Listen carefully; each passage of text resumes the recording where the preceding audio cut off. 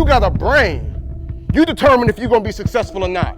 You determine if you're gonna be smart or not. You determine if you're gonna embrace education or not. Because let me tell you something right now, if you don't embrace education, this world gonna embrace you and it ain't gonna look pretty. It is gonna be painful. It is going to be rough. I promise you, it is going to be rough if you do not handle your business in school. I'll never forget being in school and I would tease the guys that were smart. Oh my God, he a square, that nerd. We used to tease them. And look here, they the ones running companies now. And I find myself asking them for jobs. Don't play with it.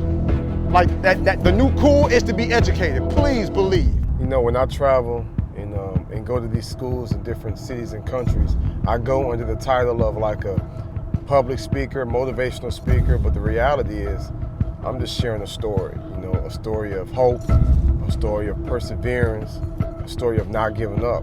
I ain't tripping on your past. Your past is your past. That don't define you, that will refine you if you learn from your past. If you say, yo, I made some mistakes, yep, I had some hiccups, yeah, my pops wasn't in my life, or I'm dealing with this at home, man, that stuff is what's gonna make you to be the person you're supposed to be. I promise you, I took all my pain and that became my gain. You know,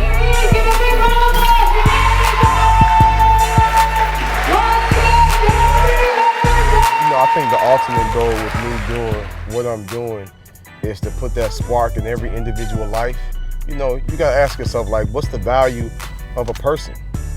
You know, people say, you know, how much do you cost? You know, I do a lot of stuff for free. I do a lot of stuff for free. But there are times when there has to be a fee. This is what I do for a living now. And you have to ask yourself, like, what's the cost for a child's life?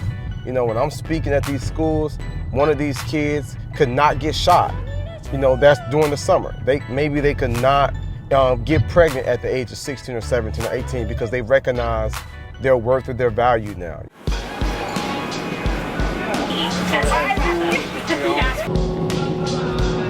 Man, I hate ab workouts. You know what I'm saying? It's the part of the body that nobody sees, but it's your core. As much as I hate it, you know what I'm saying, for me to get to that next level. But the same space of the word, send me one with a circle around it, and then send me one with a circle around it, and the words next level living at the bottom. As Mr. Anderson was speaking, I was looking at my kids and just seeing like the intensity on their faces was so powerful. Like I really became a mess when I then was watching him and watching the kids watch him. And I just felt like all of the love that I have for them, like he was this like conduit for all of that love. And it was really amazing. Thank you. So when I go to these schools, I do the training with the staff and I pour into the kids, but I literally share with them, you know, my world and stuff I experience. I talk about the power of speaking death and speaking life, you know, the power of either proving people right or proving people wrong. I had a teacher in 8th grade. 8th grade tell me I wasn't gonna make it in high school. 8th grade, I had a teacher telling me that foolishness. And what did I do? I proved them right. I went to high school wilding out.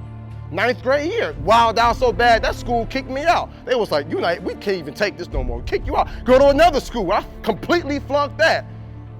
Go to a 3rd school and finally begin to get my act together. I'm proving everybody who did not believe in me right, and the few people who did believe in me, I'm proving them wrong.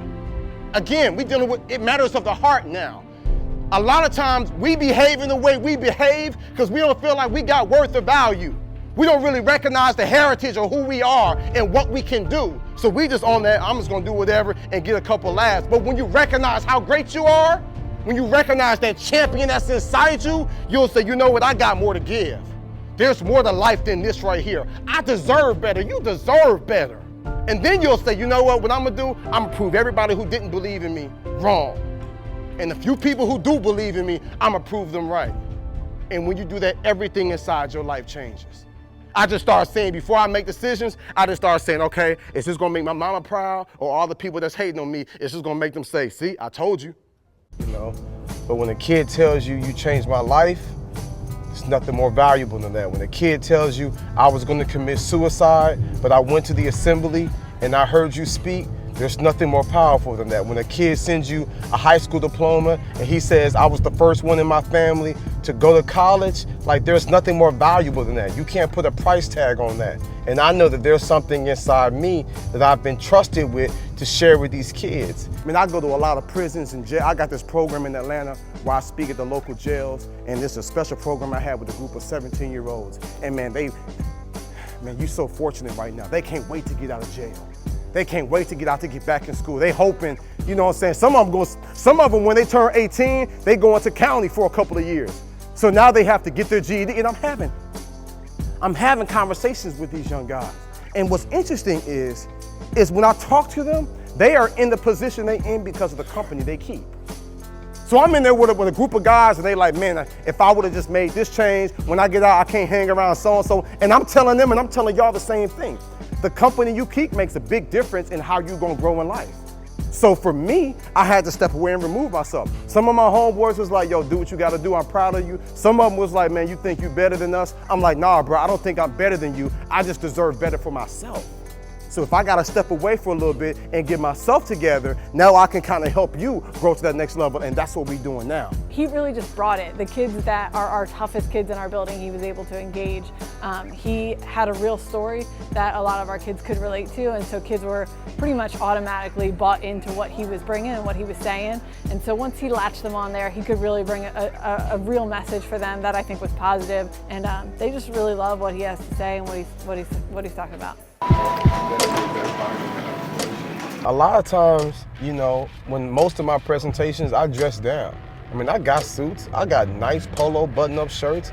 You know, I know how to get dressed up, but when you go to these schools, these kids shut that down. So I like to dress down. I like to wear some of the clothes that they think is cool, you know, but then when they hear me say that I own companies and I've traveled the world, it's like, wow, you know. So it's important for me to show them, like, you can still be cool but be educated. You know, this is the new cool. I want to show them that this is the new cool.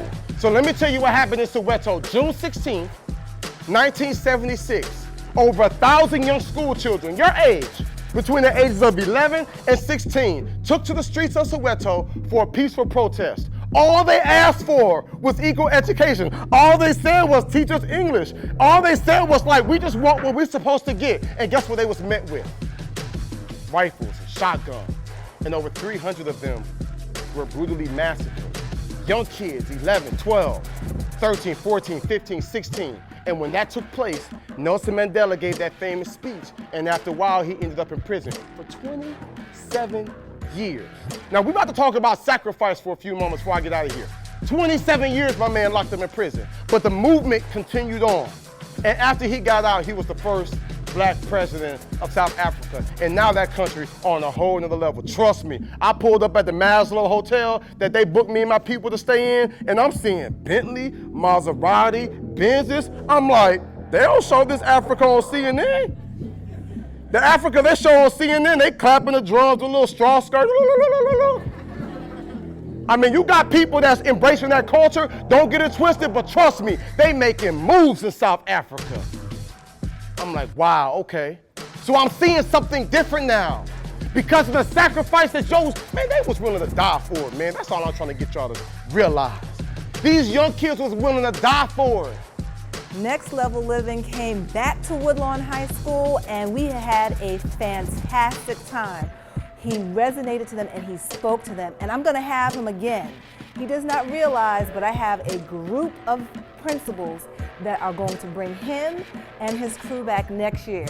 I'm in India speaking. I found out the culture in India, there in Bangalore where I was, has the highest suicide rate, because if these kids do not do well in high school, they know they won't go to college, and they know for the rest of their life they'll end up in poverty, and they said, I'd rather die than be in poverty. That's what you call desperation. But you gonna settle for whatever the world gives you? You gonna settle for living how your mom and dad live now? I'm telling y'all, my young friends, you ain't gotta settle for that.